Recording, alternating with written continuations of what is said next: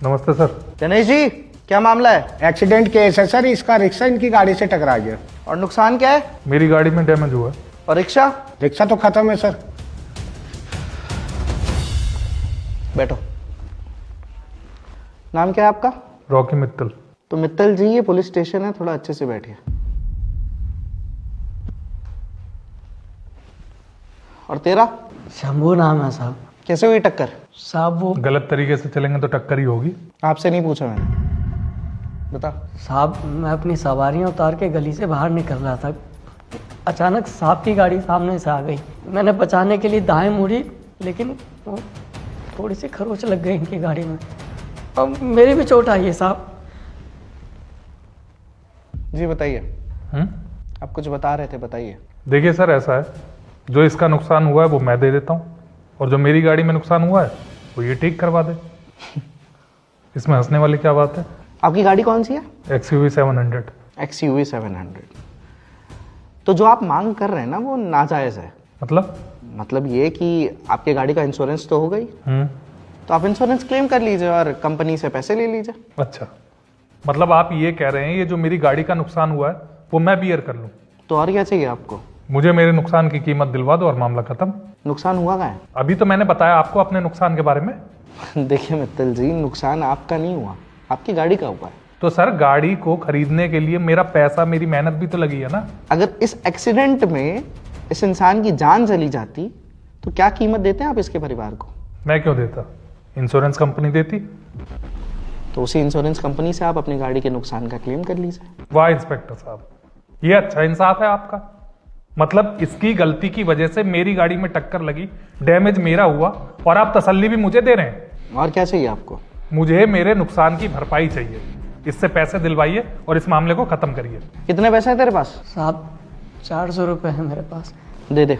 Sir क्या मजाक है ये? चलिए और दिलवा देता हूँ। तेरा अकाउंट में कितने पैसे हैं?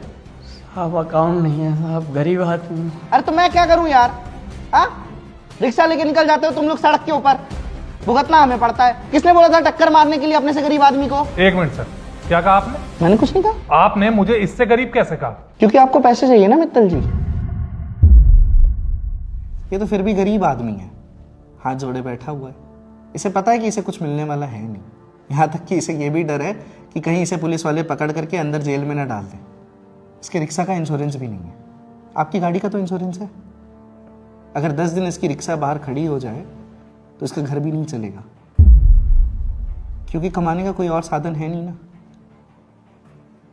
दूसरी तरफ आप हैं, आपके पास इंश्योरेंस भी है, आपको पैसे भी चाहिए, आपको बुरा भी लग रहा है। थोड़ी तो इंसानियत दिखाइए मित्तल जी। इसे देख के लगता है क्या कि आपके पैसे चुका सकता है? जितना आपके गाड़ी के डोर की कीमत है ना मित्तल जी, उतने इसके पूरे रिक्शा की कीमत है। और देखिए मित्तल जी, एक्सीडेंट ना कोई जानबूझकर नहीं करता, लेकिन एक्सीडेंट के बाद जो होता है ना वो जानबूझकर होता है। और आधे से ज्यादा मामले तो ऐसे होते हैं जो अपनी सूझबूझ से ही निपटा लेने चाहिए लोगों को। लेकिन होता क्या है, लोग एक दूसरे से लड़ने भिड़ने लगते हैं, एक दूसरे की जान ले लेते हैं, सर फोड़ देते हैं, टांग तोड़ देते हैं। और किस लिए? गाड़ी के लिए, छोटे मोटे खरोच के लिए, जो कि मटेरियल चीज है। अब मान लीजिए मित्तल जी, इस टक्कर में आपको चोट लग जाती है, ये आदमी मर जाता है, क्या जवाब देते इसके परिवार को? और गाड़ी का क्या है? गाड़ी की छोटी मोटी नुकसान की भरपाई तो हो जाएगी, लेकिन अगर आप दोनों में से किसी को चोट आ जाती या किसी की जान चली जाती तो सारी जिंदगी भर का पछतावा हो जाता मित्तल जी। छोटी सी बात है, इसे खत्म करिए और आगे बढ़िए। जा भैया,